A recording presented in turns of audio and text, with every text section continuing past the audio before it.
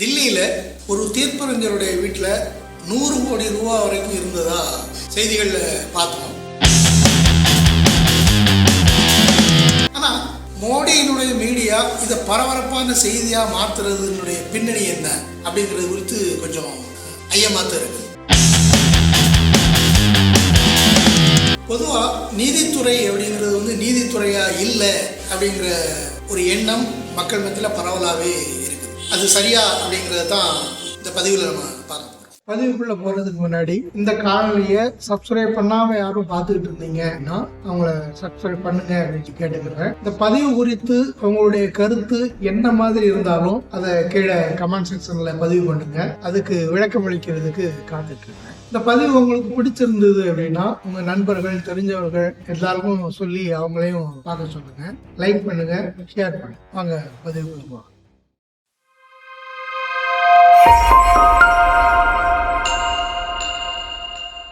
Hi, எப்படி இருக்கீங்க?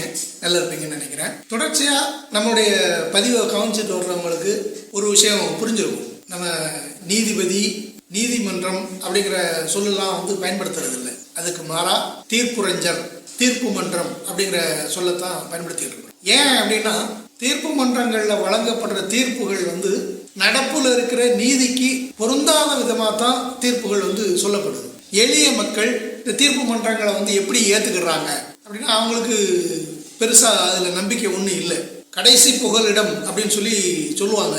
ஆனால் அந்த மாதிரியான நிலைமை கூட இப்போது இல்லை அப்படிங்கிறத மக்கள் புரிஞ்சிருக்கிறாங்க. அப்போ அந்த அடிப்படையில் இருந்து தான் நம்ம நீதிமன்றம் அப்படிங்கிற சொல்ல தவிர்த்துட்டு தீர்ப்பு மன்றம், தீர்ப்புரைஞர் அப்படிங்கிற சொல்ல பயன்படுத்திக்கிட்டு இருக்கோம். இந்த அடிப்படையில் தான் தீர்ப்புரைஞர் யஷ்வந்த் அவருடைய வீட்டில் 100 கோடி ரூபாய் வரைக்கும் இருந்ததா சொல்லப்படுது. இதில் பல கேள்விகள் இருக்குது. காவல்துறையினுடைய அறிக்கைக்கும் தீயணைப்புத்துறை அறிக்கைக்கும் இடையில நிறைய முரண்பாடுகள் இருக்குது. ஒரு வீட்டில் 100 கோடி ரூபாய் பணமாக இருந்தது அப்படின்னா அதில் எந்தெந்த மாதிரியான விதிமுறைகள்லாம் பின்பற்றணுமோ அதில் எந்த விதிமுறைகளும் அங்கே பின்பற்றப்படலை. பணம் கைப்பற்றினாங்களா இல்லையா அப்படிங்கிறதே சந்தேகமாக இருக்குது.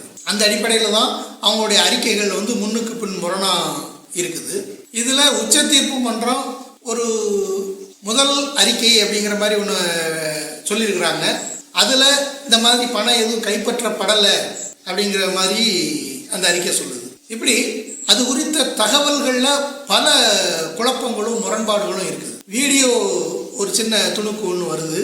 அது இந்த இடத்துல தான் கைப்பற்றப்பட்டது, இந்த இடத்துல தான் அது எரிஞ்சிருக்குது, அது எரிஞ்சது போக மிச்சம் கூட இருக்குது அப்படிங்கிற மாதிரியான வீட்டினுடைய வெளிப்புறத்தையோ இல்லை இது அவருடைய வீடு தான் அப்படிங்கிற மாதிரி சான்றுகளையும் அந்த வீடியோவில் பார்க்க முடியலை.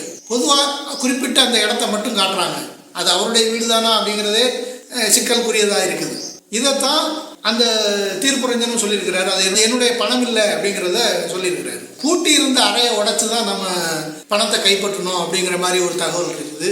அதுக்கப்புறம் இல்லை வீட்டுக்கு வெளிப்புறமாக வேலையாட்கள் பயன்படுத்துகிற திறந்தே இருக்கிற ஜாமான்கள் போட்டு வைக்கிற ஒரு அறையிலேருந்து எடுத்தோம் அப்படிங்கிற மாதிரி. இப்படி அந்த அறிக்கையினுடைய தகவல்கள் அப்படின்னு பார்த்தோம்னாலே ஏகப்பட்ட முரண்பாடுகள், குழப்பங்கள் அதில் இருக்குது. ஆனால் இது எல்லாத்தையும் தாண்டி அர்னாப் கோஸ்வாமி அவர் ரொம்ப தீவிரமாக இதை பற்றி விவாதிச்சுட்டு இருக்காரு. அப்போ அந்த இடத்துல தான் நமக்கு சந்தேகங்கள் கிளம்புது. என்னடா எலி அம்மனம்மா ஓடுது அப்படின்னு. இப்போ இப்படி சொல்கிறதன் மூலம் அந்த தீர்ப்புரைஞர் யஷ்வந்த் அவர் ரொம்ப நல்லவர், நேர்மையானவர் அப்படின்னு அவங்களுக்கு சான்றிதழ் கொடுக்கறது நம்மளுடைய நோக்கம் இல்லை. அவர் நல்லவர் அப்படின்னு நம்ம சொல்லலை. அதே நேரத்தில் அவர் முறைகேடான வழிகளில் தான் அந்த பணத்தை சேமித்து வச்சுருந்தாரு அப்படிங்கிறதையும் நம்ம சொல்லலை. அதாவது தனிப்பட்ட ஒரு தீர்ப்புரைஞர் அவருடைய நடவடிக்கை அப்படின்னு இந்த விஷயத்தை பார்க்குறதை விட ஒட்டுமொத்தமாக இந்த தீர்ப்பு வழங்கக்கூடிய இந்த துறை அது எப்படி இருக்குது அப்படிங்கிறத பார்க்குறது அப்படிங்கிறது இந்த இடத்துல பொருத்தமானது அப்படின்னு நினைக்கிறேன். ஏன் அப்படின்னா பிற எல்லா துறைகள்லையும் இருக்கிறது மாதிரியான லஞ்சம், முறைகேடான பணம் அது இந்த துறையிலையும் புழங்குது.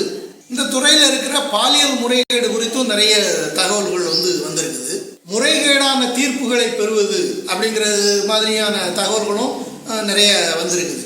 வேண்டியவங்களுக்கு வேண்டிய மாதிரி தீர்ப்பு சொல்கிறது, பதவி ஒரு தீர்ப்புரைஞராக இருந்து அவருடைய பதவிக்காலம் முடிஞ்ச உடனேயே அரசினுடைய உயர் பொறுப்புகளில் போய் அமர்றாங்க.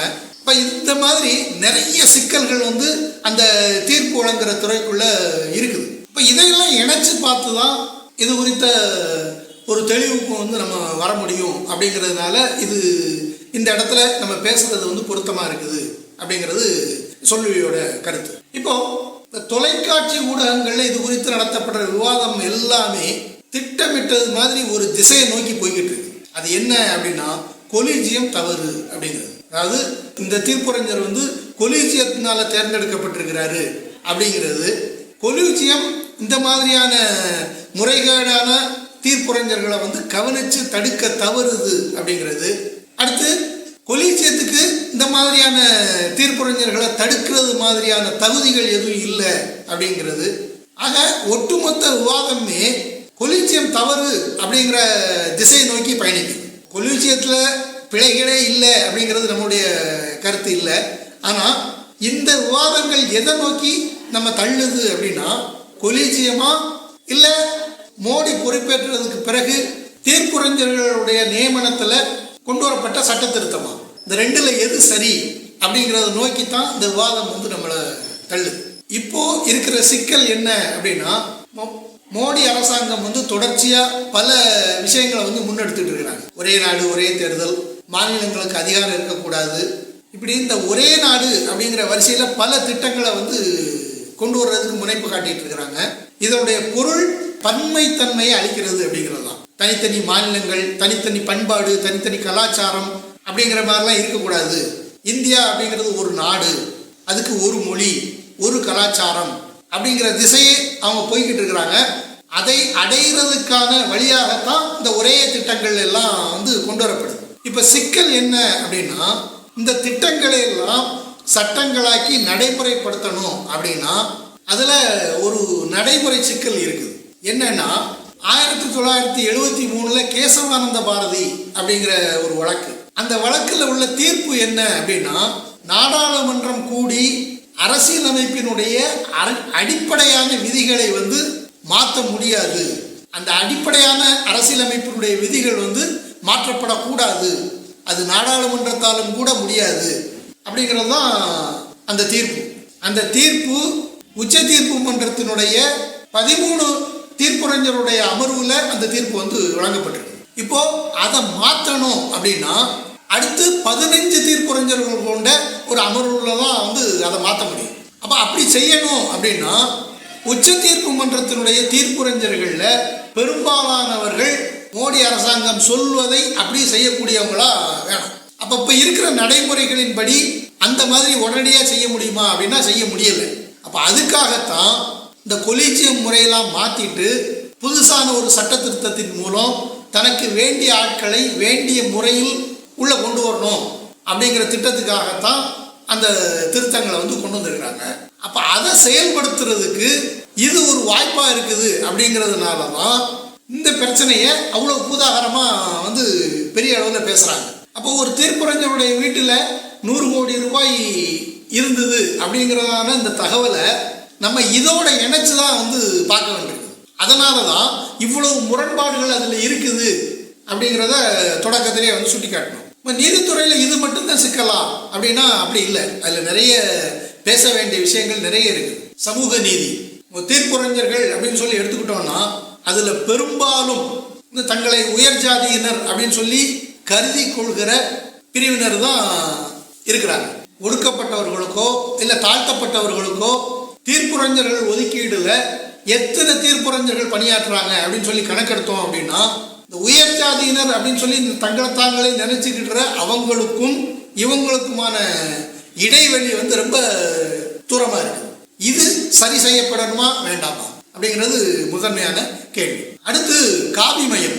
தீர்ப்பு மன்றங்களில் வந்து காவிமயமாதல் அப்படிங்கிறது வந்து படுவேகமாக நடந்துகிட்டு இருக்குது. அதுக்கு எடுத்துக்காட்டா பல தீர்ப்புகளை வந்து நம்ம சொல்ல முடியும். பாபர் பள்ளியை இடிச்சது குற்றம், அந்த பள்ளிக்கு கீழே எந்த கோவிலும் இல்லை, ஆனாலும் அந்த இடம் வந்து ராம ஜென்மபூமிக்கு சொந்தம், இப்படி ஒரு தீர்ப்பு. அப்சல் குரு தீவிரவாதி அப்படிங்கிற பேரில் தூக்கிலிடப்பட்டார்.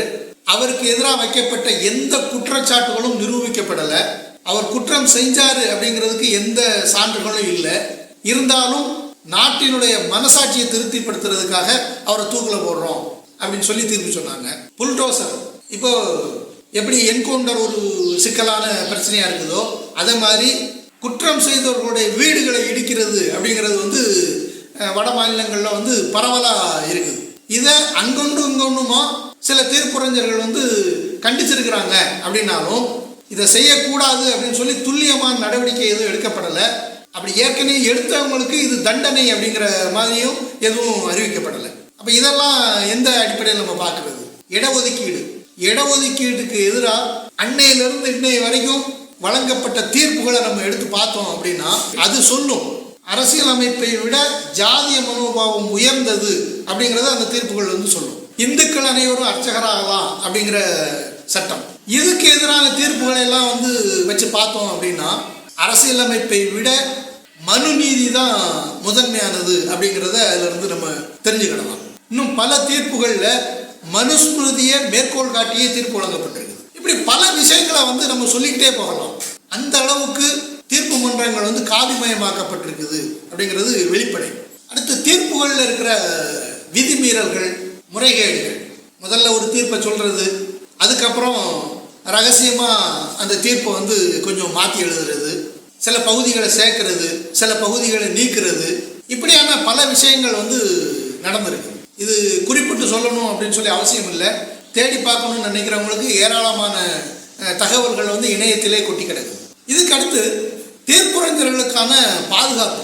தீர்ப்புரைஞர்களுக்கு எதிராக ஏதாவது சொல்லிட்டோம் அப்படின்னா தீர்ப்பு மன்ற அவமதிப்பு அப்படிங்கிற பேரில் வழக்கு தொடுக்க முடியும் அப்படிங்கிறது மிகப்பெரிய ஆயுதமாக பயன்படுத்தப்பட்டு இருக்குது அப்படிங்கிறது தெரிஞ்சது தான். அதே மாதிரி தீர்ப்புக்கு உள்நோக்கம் கற்பிக்க கூடாது அப்படிங்கிற குறிப்பு.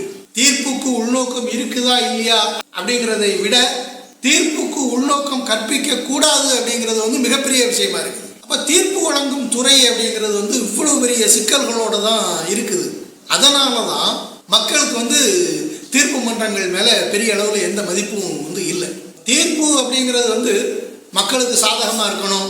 இருக்கிற நீதி அமைப்பு தெளிவாக சொல்லணும்னா முதலாளித்துவ நீதி அமைப்பு முறைகளில் அதையும் தாண்டி சோசலிச நீதியமைப்பு முறைகளின்படி தீர்ப்பு வழங்கணும் அப்படின்லாம் யாரும் எதிர்பார்க்கல. ஆனால் முதலாளித்துவ நீதி அதுவே பல இடங்கள்ல முறைகேடாக மீறப்பட்டிருக்குது அப்படிங்கிறது தான் உண்மை. இப்போ இதையெல்லாம் சரி பண்ணணும் அப்படின்னா குறைஞ்சபட்சம் 2 விதமான நிலைப்பாடுகளை தீர்ப்பு வழங்கும் துறை மேலே நம்ம வைக்க வேண்டும். என்ன அப்படின்னா தீர்ப்புக்கு அப்பால் இந்த 2 விஷயங்களையும் தனியாக பிரிச்சணும். பாலியல் நடவடிக்கை, லஞ்சம், வருமானத்துக்கு அதிகமான சொத்து, இதெல்லாம் எல்லா மனிதர்களையும் போல நீதிபதிக்கும் பொருந்தணும். நீதிபதி மேலே வழக்கு தொடுக்கணும் அப்படின்னா அவங்களுக்குன்னு ஒரு பாதுகாப்பு அமைப்பு இருக்குது. அந்த மாதிரியான இதெல்லாம் தகர்க்கப்படணும். இது ஒரு பக்கம். மறுபக்கம் தீர்ப்பு அப்படின்னு சொல்லி வந்தது அப்படின்னா அந்த தீர்ப்புக்கு பொறுப்பேற்கிற தன்மை அந்த தீர்ப்பை வழங்கின நீதிபதிக்கு இருக்கணும். அவர் என்ன அடிப்படையில் தீர்ப்பு சொன்னார் இல்லை தெளிவாக நம்ம விளங்கிக்கணும். அந்த தீர்ப்பை மேல்முறையீடு செய்யலாமா அப்படின்னா செய்யறதுக்கான வாய்ப்பு இருக்குது. ஆனால் அந்த தீர்ப்பை வழங்கியவருடைய மனோநிலை என்ன அடிப்படையில் இருந்து அந்த தீர்ப்பை வழங்கினார் அப்படிங்கிறத நம்ம கேள்விக்கு உட்படுத்த முடியுமா அப்படின்னா அப்படி எதுவும் வாய்ப்பு இல்லை. அப்போ இந்த மாதிரியான விஷயங்கள் எல்லாம் கருத்தில் கொண்டு தீர்ப்பு வழங்கக்கூடிய துறையை முழுக்க மாற்றியமைக்க வேண்டிய தேவை இருக்குது. அப்படிங்கிறத தான் குறிப்பிட்ட அந்த தீர்ப்புரைஞருடைய வீட்டிலிருந்து கைப்பற்றதாக சொல்லப்படுகிற அந்த பணம் குறித்த இப்போதைய பேச்சுக்கள், இதிலிருந்து நம்ம இந்த கோணத்தில் தான் போகணும் அப்படிங்கிறது தான் நம்மளால் புரிஞ்சுக்கிட முடியுது. இதுதான் சொல்லுடைய கருத்தாக இருக்குது. இது சரியா தவறா அப்படிங்கிறத உங்களுடைய கருத்துக்களை கமெண்டில் பதிவு பண்ணுங்கள். மீண்டும் அடுத்த ஒரு பதிவில் சந்திக்கலாம். நன்றி.